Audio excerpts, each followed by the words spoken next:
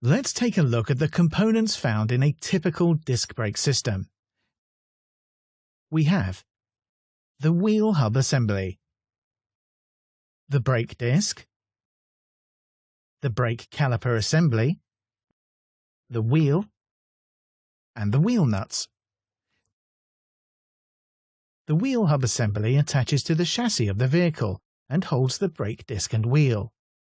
A bearing inside the wheel hub assembly allows the wheel and brake disc to rotate smoothly. This vented brake disc consists of two round metal plates, inside which there is a metal venting system. Brake pads squeeze against the disc to create friction, slowing the wheel. Friction creates high levels of heat, but the venting system reduces this heat by helping to circulate air, cooling the disc. The brake caliper assembly provides the mechanism for squeezing the brakes against the brake disc. It typically comprises of a caliper body, carrier, and brake pads. First, let's look at the caliper body. When the brake pedal is pressed, pressurized hydraulic fluid pushes out the piston. When the brake pedal is released, the piston reverts back to its original position.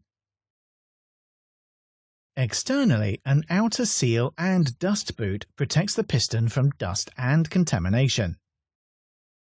Next, we have the carrier, which is a cast metal frame mounted to the vehicle. It holds the brake pads and caliper body. Two slider pins allow the caliper body to slide back and forth as the piston moves. Brake pads squeeze against the brake disc and produce the friction required to slow the vehicle. At the back of the brake pad there is a shim, which is designed to reduce vibration and noise.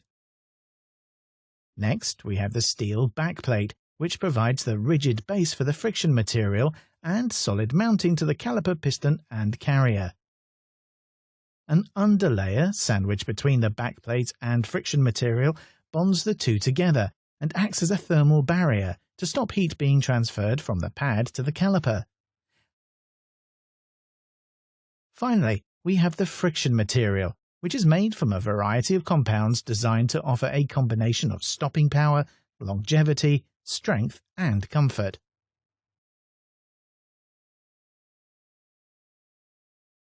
The brake pads are often held in place by springs, pins, or in our case, a clip. These accessories should always be replaced when brake pads are changed.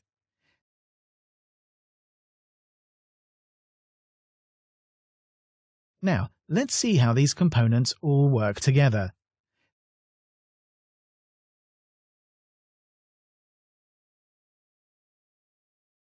The brake pedal is pressed and pressurized hydraulic fluid enters the caliper body.